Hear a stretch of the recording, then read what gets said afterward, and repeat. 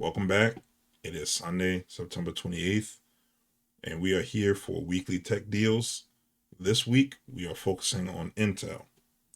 Intel is going to be pretty difficult to get a perfect price to performance ratio, but the components I selected are on sale or are at a good price to where you can make something that will be sustainable, it will last you a while, the work for both gaming as well as production, and won't break the budget too much.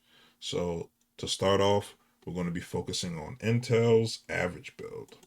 So right now we're looking at the Core Ultra 7 26 265 KF. The 265 KF is pretty much along the lines of their 14th generation and 13th generation 700Ks. So the 13 700K and the 14 700K. This is pretty much their version of the 15 700K, but they just changed the naming scheme.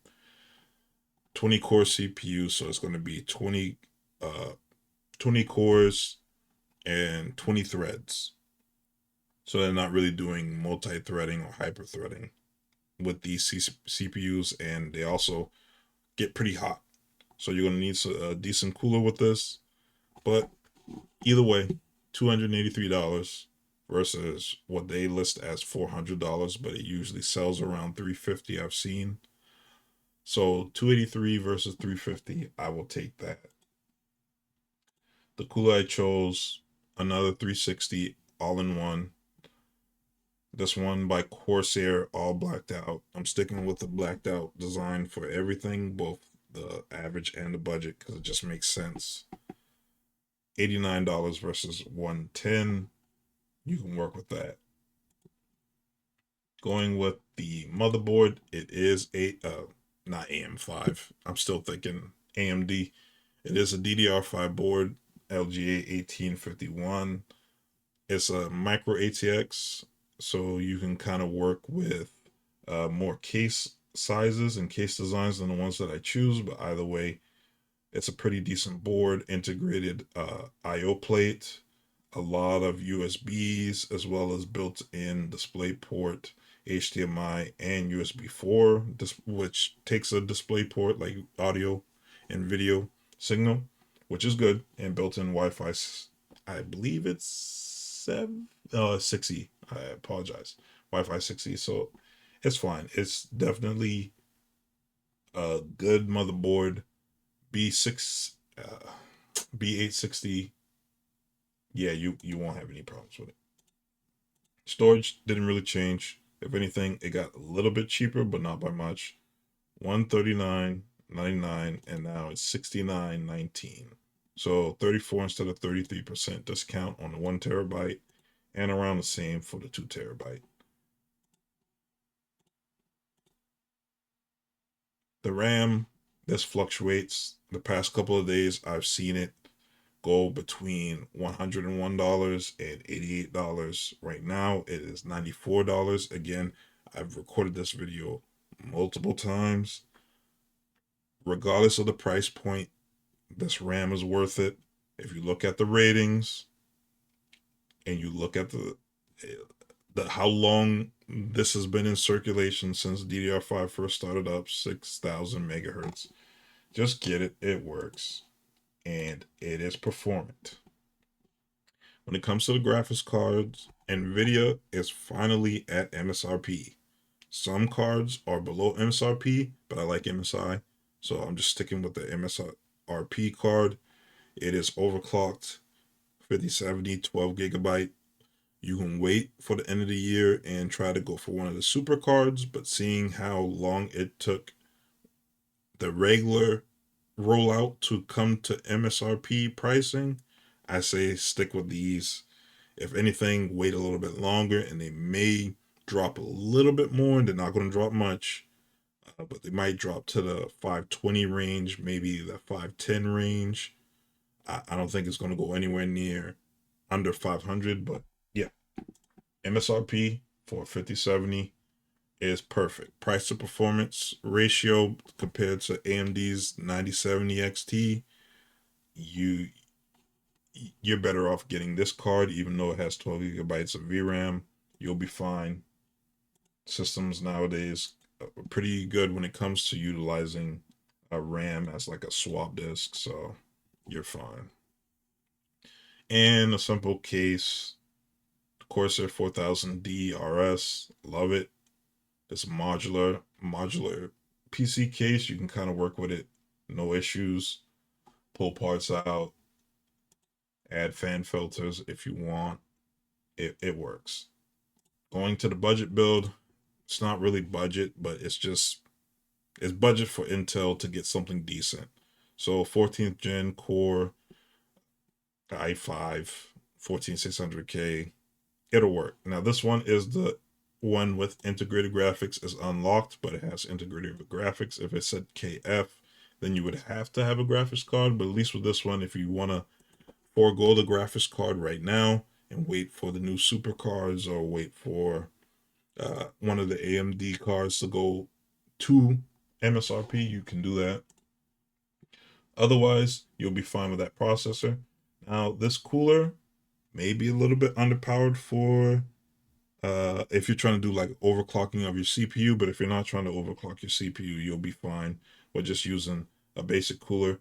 If anything, if you want to go with one of the larger heat sinks and the dual fan designs that Cooler Master offers, those pretty much are similar to the 212, but just a little bit thicker design as well as being dual fan on both sides.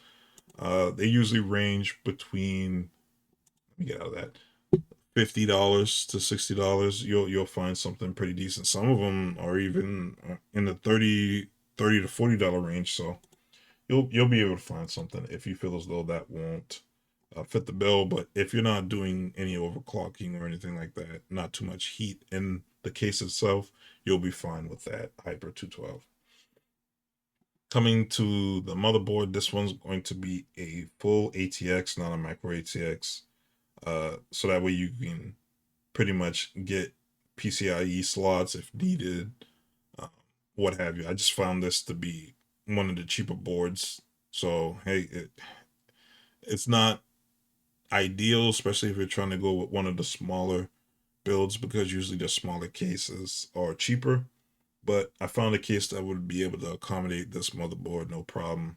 And getting a $200 motherboard for 150 isn't bad at all. Comes with Wi-Fi 6, same integrated display port and HDMI, you'll be fine.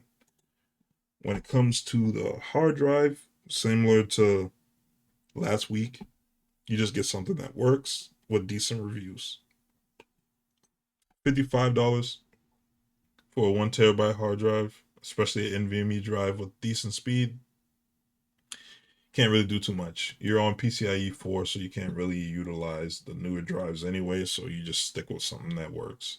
Same with the RAM. You can go higher, 3600 megahertz, but 3200 is more than stable and more than fast enough for gaming as well as productivity. And $66 really is not bad to get name brand RAM that you know will work. DDR4 isn't really volatile, so it works. B580, this is what I was saying when I meant if you want to hold off on the graphics card, you can. Integrated graphics on the 14600K is decent.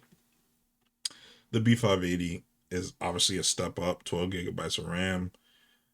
It works. The only thing that you'll have issues with Intel cards is when you first set up a game, it takes a little bit for the shaders to cache, and their drivers for most games, especially day one, is a little hit or miss. So sometimes you'll have to wait a week or so for Intel to pretty much deliver a graphics driver for the new game, similar to Nvidia and AMD, but they're just a little bit slower because most of the vendors don't really focus on ARC systems.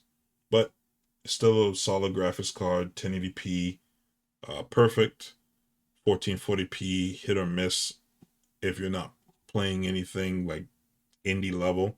So not bad, but Obviously, not the greatest option, but this is a budget build, so you get what you pay for.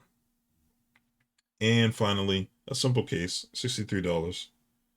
Not as modular as the other case, but it comes with USB 3.0 headers, as well as general modularity when it comes to setting up your system, adding fans, and it comes with 3 fans pre-installed with room for more. So you can't really beat it too much.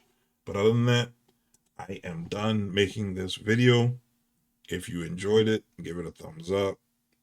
Give me some suggestions on what I can change, what I can do better. I'm planning on possibly going into peripherals and monitors soon just to see, because I don't want this to become stale. So probably next week, if not before the end of this week, you'll see a video dealing with sales and deals, dealing with peripherals and monitors. Other than that, let me know about any content you would like to see. And thank you for watching